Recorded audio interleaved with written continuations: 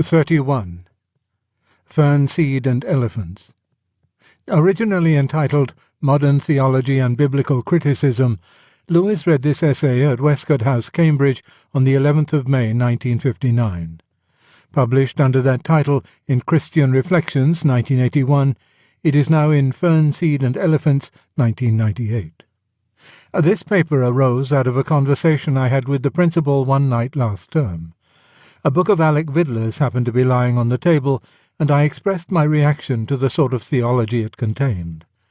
My reaction was a hasty and ignorant one, produced with the freedom that comes after dinner. Note: while the bishop was out of the room, Lewis read The Sign at Cana in Alec Vidler's Windsor Sermons. The bishop recalls that when he asked him what he thought about it, Lewis expressed himself very freely about the sermon and said that he thought it was quite incredible that we should have had to wait nearly 2,000 years to be told by a theologian called Vidler that what the Church has always regarded as a miracle was, in fact, a parable. One thing led to another, and before we were done I was saying a good deal more than I had meant about the type of thought which, so far as I could gather, is now dominant in many theological colleges. He then said, "I wish you would come and say all this to my young men." He knew, of course, that I was extremely ignorant of the whole thing. But I think his idea was that you ought to know how a certain sort of theology strikes the outsider. Though I may have nothing but misunderstandings to lay before you, you ought to know that such misunderstandings exist. That sort of thing is easy to overlook inside one's own circle. The minds you meet daily have been conditioned by the same studies and prevalent opinions as your own. That may mislead you. For of course, as priests, it is the outsiders you will have to cope with. You exist in the long run for no other purpose. The proper study of shepherds is sheep, not, save accidentally, other shepherds. And woe to you if you do not evangelize. I am not trying to teach my grandmother. I am a sheep, telling shepherds what only a sheep can tell them. And now I start my bleating. There are two sorts of outsiders, the uneducated and those who are educated in some way but not in your way. How you are to deal with the first class, if you hold views like Loisy's or Schweitzer's or Bultmann's or Tillich's, or even Alec Vidler's, I simply don't know. I see, and I'm told that you see, that it would hardly do to tell them what you really believe. A theology which denies the historicity of nearly everything in the Gospels, to which Christian life and affections and thought have been fastened for nearly 2 millennia, which either denies the miraculous altogether, or, more strangely, after swallowing the camel of the resurrection, strains at such gnats as the feeding of the multitudes. If offered to the uneducated man, can produce only one or other of two effects. It will make him a Roman Catholic or an atheist. What you offer him he will not recognize as Christianity. If he holds to what he calls Christianity, he will leave a church in which it is no longer taught, and look for one where it is. If he agrees with your version, he will no longer call himself a Christian, and no longer come to church. In his crude, coarse way, he would respect you much more if you did the same. An experienced clergyman told me that most liberal priests, faced with this problem, have recalled from its grave the late medieval conception of two truths: a picture truth which can be preached to the people, and an esoteric truth for use among the clergy. I shouldn't think you will enjoy this conception much when you have to put it into practice.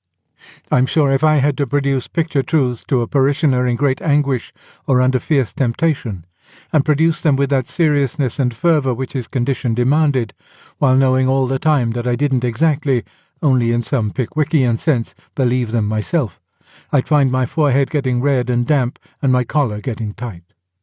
But that is your headache, not mine. You have, after all, a different sort of collar. I claim to belong to the second group of outsiders, educated but not theologically educated. How one member of that group feels I must now try to tell you. The undermining of the old orthodoxy has been mainly the work of divines engaged in New Testament criticism. The authority of experts in that discipline is the authority in deference to whom we are asked to give up a huge mass of beliefs shared in common by the early Church, the Fathers, the Middle Ages, the Reformers, and even the 19th century. I want to explain what it is that makes me sceptical about this authority. Ignorantly sceptical, as you will all too easily see. But the skepticism is the father of the ignorance. It is hard to persevere in a close study when you can work up no prima facie confidence in your teachers. First then, whatever these men may be as biblical critics, I distrust them as critics. They seem to me to lack literary judgment, to be imperceptive about the very quality of the texts they are reading. It sounds a strange charge to bring against men who have been steeped in those books all their lives. But that might be just the trouble.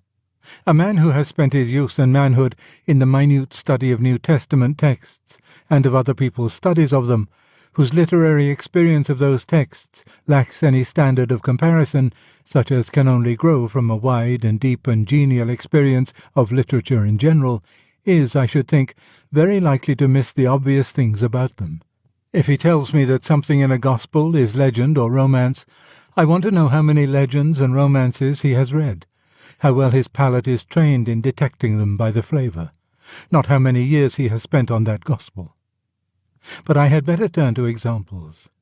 In what is already a very old commentary, I read that the fourth gospel is regarded by one school as a spiritual romance, a poem, not a history, to be judged by the same canons as Nathan's parable, the Book of Jonah, Paradise Lost, or, more exactly, Pilgrim's Progress. After a man has said that, why need one attend to anything else he says about any book in the world? Note that he regards Pilgrim's Progress, a story which professes to be a dream and flaunts its allegorical nature by every single proper name it uses, as the closest parallel. Note that the whole epic panoply of Milton goes for nothing. But even if we leave out the grosser absurdities and keep to Jonah, the insensitiveness is crass. Jonah, a tale with as few even pretended historical attachments as Job, grotesque in incident and surely not without a distinct, though of course edifying, vein of typically Jewish humour. Then turn to John. Read the dialogues, that with the Samaritan woman at the well, or that which follows the healing of the man born blind. Look at its pictures. Jesus, if I may use the word, doodling with his finger in the dust. The unforgettable, and it was night. John chapter 13, verse 30. I have been reading poems, romances, vision literature, legends, myths all my life. I know what they are like. I know that not one of them is like this. Of this text there are only two possible views. Either this is reportage, though it may no doubt contain errors, pretty close up to the facts, nearly as close as Boswell. Or else some unknown writer in the 2nd century, without known predecessors or successors, suddenly anticipated the whole technique of modern, novelistic, realistic narrative. If it is untrue, it must be narrative of that kind. The reader who doesn't see this has simply not learned to read. I would recommend him to read Auerbach. Here, from Bultmann's Theology of the New Testament, is another.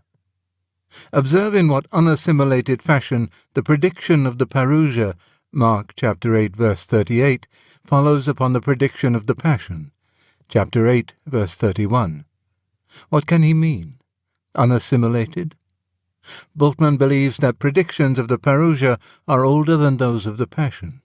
He therefore wants to believe, and no doubt does believe, that when they occur in the same passage, some discrepancy or unassimilation must be perceptible between them. But surely he foists this on the text with shocking lack of perception. Peter has confessed Jesus to be the Anointed One. That flash of glory is hardly over before the dark prophecy begins, that the Son of Man must suffer and die. Then this contrast is repeated. Peter, raised for a moment by his confession, makes his false step. The crushing rebuff. "Get thee behind me," follows.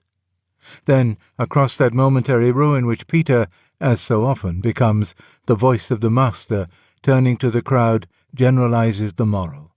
All his followers must take up the cross. This avoidance of suffering, this self-preservation, is not what life is really about. Then, more definitely still, the summons to martyrdom. You must stand to your own tackling. If you disown Christ here and now, he will disown you later.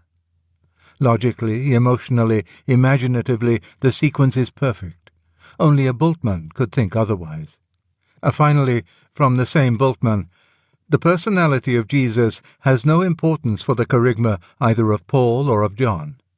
Indeed, the tradition of the earliest church did not even unconsciously preserve a picture of his personality. Every attempt to reconstruct one remains a play of subjective imagination. So there is no personality of our Lord presented in the New Testament. Through what strange process has this learned German gone in order to make himself blind to what all men except him see? What evidence have we that he would recognize a personality if it were there? For it is Bultmann contra mundum. If anything whatever is common to all believers, and even to many unbelievers, it is the sense that in the Gospels they have met a personality. There are characters whom we know to be historical, but of whom we do not feel that we have any personal knowledge by acquaintance. Such are Alexander, Attila, or William of Orange. There are others who make no claim to historical reality, but whom, nonetheless, we know as we know real people. Falstaff, Uncle Toby, Mr. Pickwick. But there are only 3 characters who, claiming the first sort of reality, also actually have the second. And surely everyone knows who they are. Plato's Socrates, the Jesus of the Gospels, and Boswell's Johnson. Our acquaintance with them shows itself in a dozen ways. When we look into the apocryphal Gospels, we find ourselves constantly saying of this or that Logion, "No, it's a fine saying, but not his. That wasn't how he talked." Just as we do with all pseudo-Johnsoniana. We are not in the least perturbed by the contrasts within each character.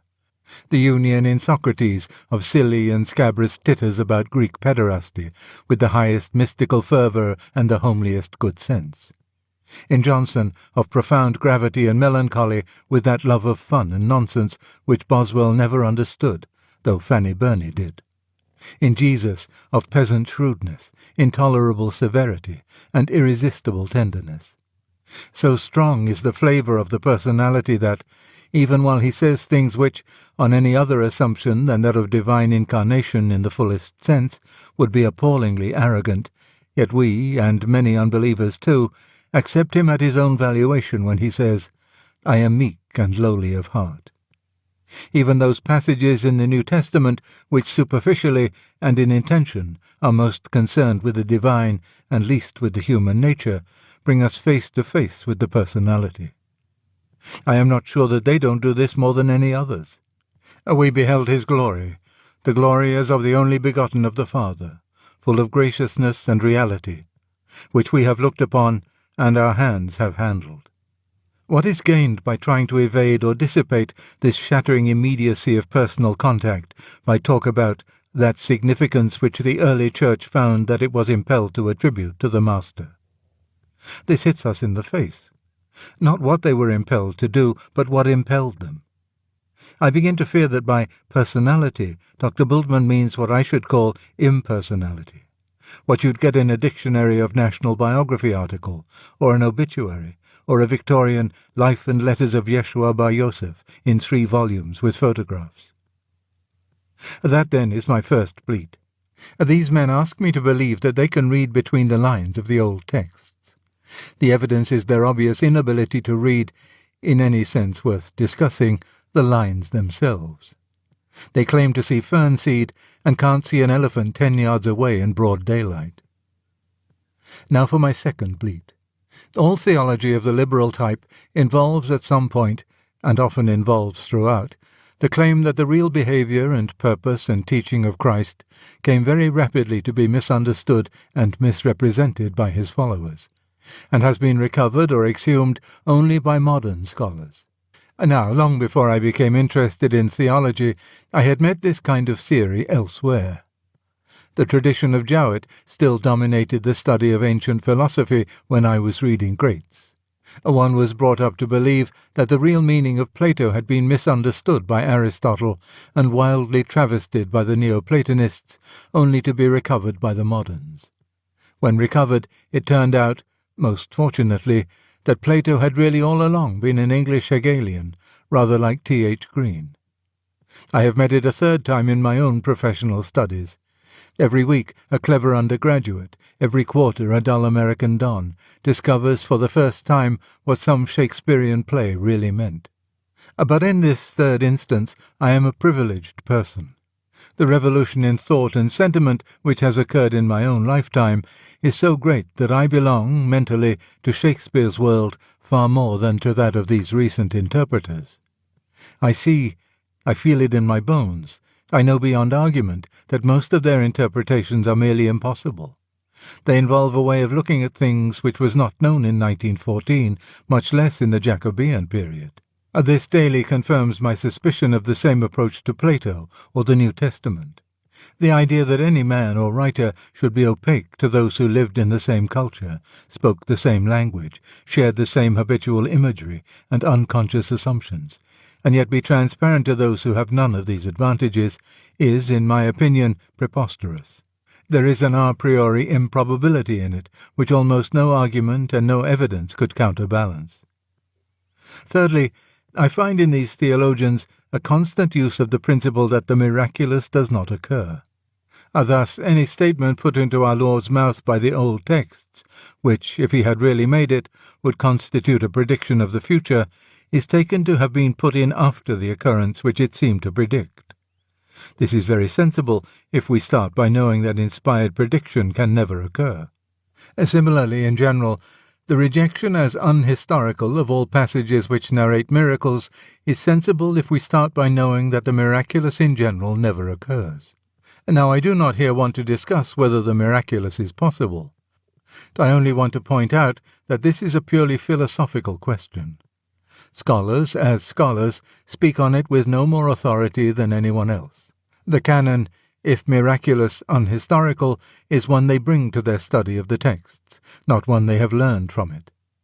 If one is speaking of authority, the united authority of all the biblical critics in the world counts here for nothing. On this they speak simply as men obviously influenced by, and perhaps insufficiently critical of, the spirit of the age they grew up in. But my fourth bleat, which is also my loudest and longest, is still to come. All this sort of criticism attempts to reconstruct the genesis of the texts it studies, what vanished documents each author used, when and where he wrote, with what purpose, under what influences, the whole Sitz im Leben of the text. This is done with immense erudition and great ingenuity. At first sight it is very convincing. I think I should be convinced by it myself, but that I carry about with me a charm, the herb moly, against it. You must excuse me if I now speak for a while of myself. The value of what I say depends on its being first-hand evidence. What forearms me against all these reconstructions is the fact that I have seen it all from the other end of the stick. I have watched reviewers reconstructing the genesis of my own books in just this way. Until you come to be reviewed yourself, you would never believe how little of an ordinary review is taken up by criticism in the strict sense, by evaluation, praise, or censure of the book actually written. Most of it is taken up with imaginary histories of the process by which you wrote it. The very terms which the reviewers use in praising or dispraising often imply such a history. They praise a passage as spontaneous, and censure another as laboured.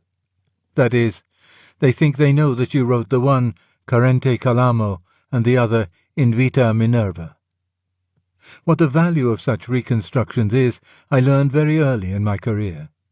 I had published a book of essays, and the one into which I had put most of my heart, the one I really cared about, and in which I discharged a keen enthusiasm, was on William Morris. And in almost the first review I was told that this was obviously the only one in the book in which I had felt no interest.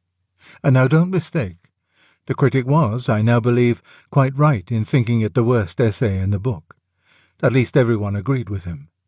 Where he was totally wrong was in his imaginary history of the causes which produced its dullness. Well, this made me prick up my ears.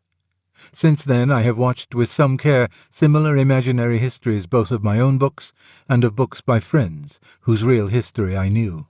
Reviewers, both friendly and hostile, will dash you off such histories with great confidence, will tell you what public events had directed the author's mind to this or that, what other authors had influenced him, what his overall intention was, what sort of audience he principally addressed, why and when he did everything. Now, I must first record my impression, then, distinct from it, what I can say with certainty. My impression is that in the whole of my experience, not one of these guesses has on any one point been right, that the method shows a record of 100% failure. You would expect that by mere chance they would hit as often as they miss. But it is my impression that they do no such thing. I can't remember a single hit. But as I have not kept a careful record, my mere impression may be mistaken.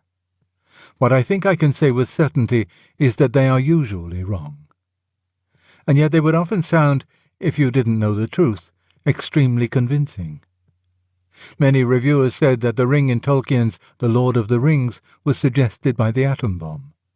What could be more plausible? Here is a book published when everyone was preoccupied by that sinister invention. Here in the centre of the book is a weapon which it seems madness to throw away, yet fatal to use. Yet in fact, the chronology of the book's composition makes the theory impossible. Only the other week, a reviewer said that a fairy tale by my friend Roger Lancelin Green was influenced by fairy tales of mine. Nothing could be more probable. I have an imaginary country with a beneficent lion in it, Green one with a beneficent tiger. Green and I can be proved to read one another's works, to be indeed in various ways closely associated. The case for an affiliation is far stronger than many which we accept as conclusive when dead authors are concerned. But it's all untrue, nevertheless. I know the genesis of that tiger and that lion, and they are quite independent. Now this surely ought to give us pause. The reconstruction of the history of a text, when the text is ancient, sounds very convincing. But one is, after all, sailing by dead reckoning. The results cannot be checked by fact. In order to decide how reliable the method is, what more could you ask for than to be shown an instance where the same method is at work and we have facts to check it by? Well, that is what I have done. And we find that when this check is available, the results are either always, or else nearly always, wrong. The assured results of modern scholarship as to the way in which an old book was written are assured, we may conclude, only because the men who knew the facts are dead and can't blow the gaff.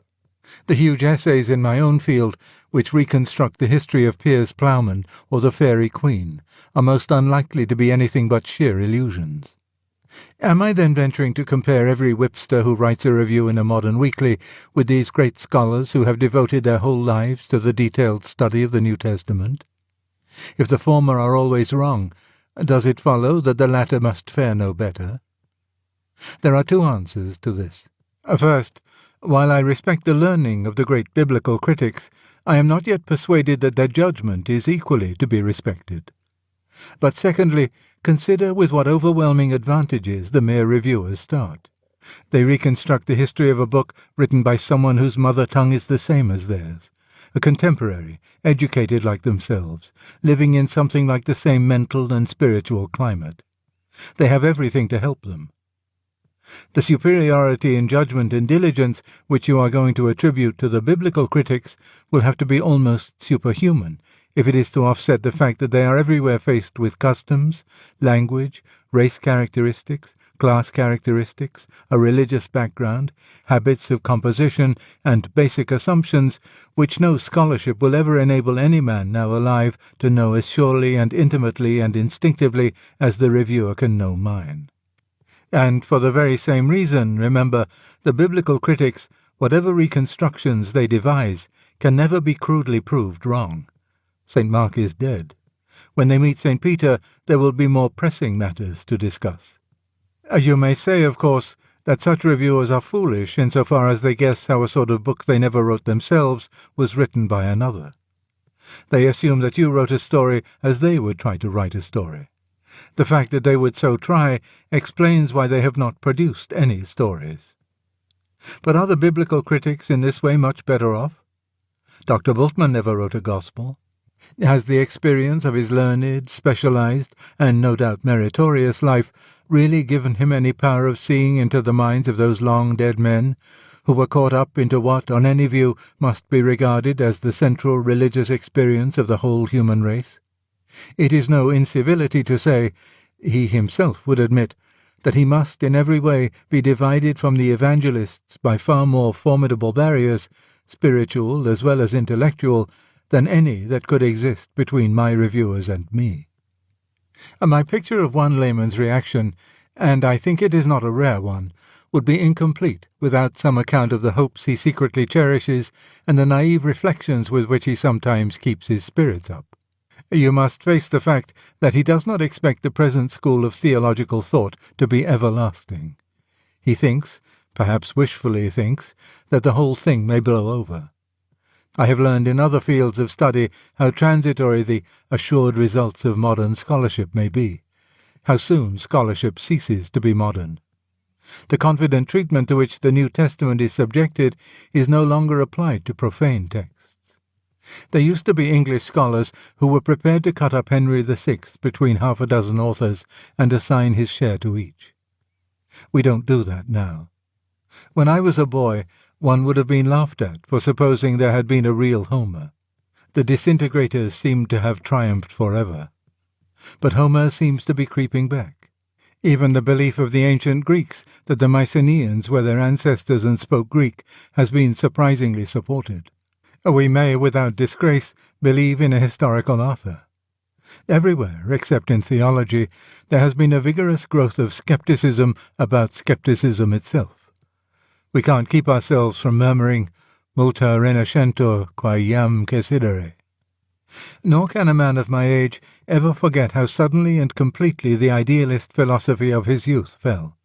MacTaggart, Green, Bosanquet, Bradley seemed enthroned forever. They went down as suddenly as the Bastille. And the interesting thing is that while I lived under that dynasty, I felt various difficulties and objections which I never dared to express. They were so frightfully obvious that I felt sure they must be mere misunderstandings. The great men could not have made such very elementary mistakes as those which my objections implied.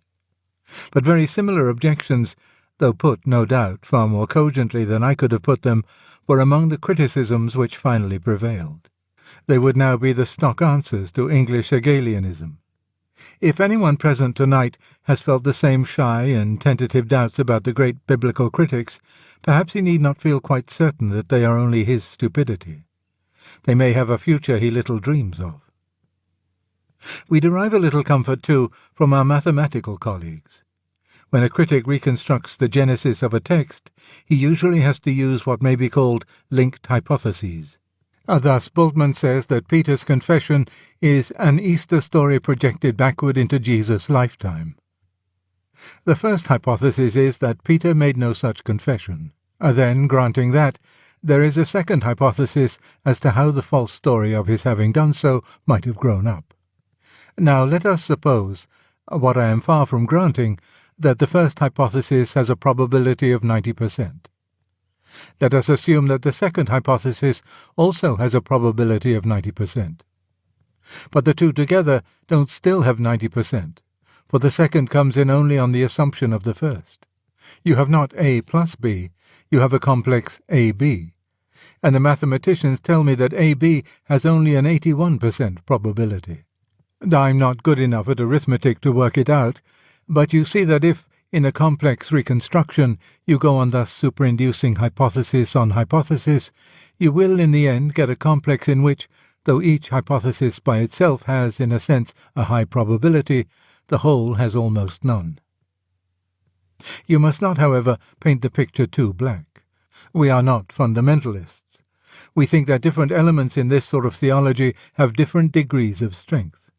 The nearer it sticks to mere textual criticism of the old sort, Lachmann's sort, the more we are disposed to believe in it. And of course we agree that passages almost verbally identical cannot be independent. It is as we glide away from this into reconstructions of a subtler and more ambitious kind that our faith in the method wavers, and our faith in Christianity is proportionately corroborated. The sort of statement that arouses our deepest skepticism is the statement that something in a gospel cannot be historical because it shows a theology or an ecclesiology too developed for so early a date. For this implies that we know, first of all, that there was any development in the matter, and secondly, how quickly it proceeded.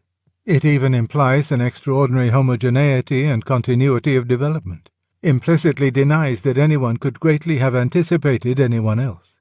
This seems to involve knowing about a number of long-dead people, for the early Christians were, after all, people, things of which I believe few of us could have given an accurate account if we had lived among them. All the forward and backward surge of discussion, preaching, and individual religious experience. I could not speak with similar confidence about the circle I have chiefly lived in myself. I could not describe the history even of my own thought, as confidently as these men described the history of the early Church's mind. And I am perfectly certain no one else could. Suppose a future scholar knew that I abandoned Christianity in my teens, and that, also in my teens, I went to an atheist tutor. Would not this seem far better evidence than most of what we have about the development of Christian theology in the first 2 centuries? Would he not conclude that my apostasy was due to the tutor, and then reject as backward projection any story which represented me as an atheist before I went to that tutor? Yet he would be wrong. I am sorry to have become once more autobiographical, but reflection on the extreme improbability of his own life by historical standards seems to me a profitable exercise for everyone. It encourages a due agnosticism. For agnosticism is, in a sense, what I am preaching. I do not wish to reduce the skeptical element in your minds. I am only suggesting that it need not be reserved exclusively for the New Testament and the creeds. Try doubting something else. Such skepticism might, I think, begin at the very beginning with the thought which underlies the whole demythology of our time. It was put long ago by Tyrrell. As man progresses, he revolts against earlier and inadequate expressions of the religious idea. Taken literally and not symbolically, they do not meet his need. And as long as he demands to picture to himself distinctly the term and satisfaction of that need, he is doomed to doubt, for his picturings will necessarily be drawn from the world of his present experience. In one way, of course, Tyrrell was saying nothing new. The negative theology of Pseudo-Dionysus had said as much, but it drew no such conclusions as Tyrrell. Perhaps this is because the older tradition found our conceptions inadequate to God, whereas Tyrrell finds it inadequate to the religious idea. He doesn't say whose idea, but I am afraid he means man's idea. We, being men, know what we think, and we find the doctrines of the resurrection, the ascension, and the second coming inadequate to our thoughts. But supposing these things were the expressions of God's thought, it might still be true that, taken literally and not symbolically, they are inadequate, from which the conclusion commonly drawn is that they must be taken symbolically, not literally, that is, wholly symbolically. All the details are equally symbolic and analogical. But surely there is a flaw here. The argument runs like this. All the details are derived from our present experience, but the reality transcends our experience. Therefore all the details are wholly and equally symbolical. But suppose a dog were trying to form a conception of human life. All the details in its picture would be derived from canine experience. Therefore all that the dog imagined could, at best, be only analogically true of human life. The conclusion is false. If the dog visualized our scientific researches in terms of ratting, this would be analogical. But if it thought that eating could be predicated of humans only in an analogical sense, the dog would be wrong. In fact, if a dog could, per impossibile, be plunged for a day into human life, it would hardly be more surprised by hitherto unimagined differences than by hitherto unsuspected similarities. A reverent dog would be shocked. A modernist dog, mistrusting the whole experience, would ask to be taken to the vet. But the dog can't get into human life. Consequently, though it can be sure that its best ideas of human life are full of analogy and symbol, it could never point to any one detail and say, "This is entirely symbolic." You cannot know that everything in the representation of a thing is symbolical unless you have independent access to the thing and can compare it with the representation. Dr. Tyrrell can tell that the story of the Ascension is inadequate to his religious idea because he knows his own idea and can compare it with the story. But how if we are asking about a transcendent objective reality to which the story is our sole access? We know not. Oh, we know not. But then we must take our ignorance seriously. Of course, if taken literally and not symbolically means taken in terms of mere physics, then this story is not even a religious story. Motion away from the earth, which is what ascension physically means, would not in itself be an event of spiritual significance. Therefore, you argue, the spiritual reality can have nothing but an analogical connection with the story of an ascent. For the union of God with God and of man with God-man can have nothing to do with space. Who told you this? What you really mean is that we can't see how it could possibly have anything to do with it. That is quite a different proposition. When I know, as I am known, I shall be able to tell which parts of the story were purely symbolical and which, if any, were not. Shall see how the transcendent reality either excludes and repels locality, or how unimaginably it assimilates and loads it with significance. Had we not better wait? Such are the reactions of one bleating layman to modern theology. It is right you should hear them. You will not perhaps hear them very often again. Your parishioners will not often speak to you quite frankly. Once the layman was anxious to hide the fact that he believed so much less than the vicar. He now tends to hide the fact that he believes so much more.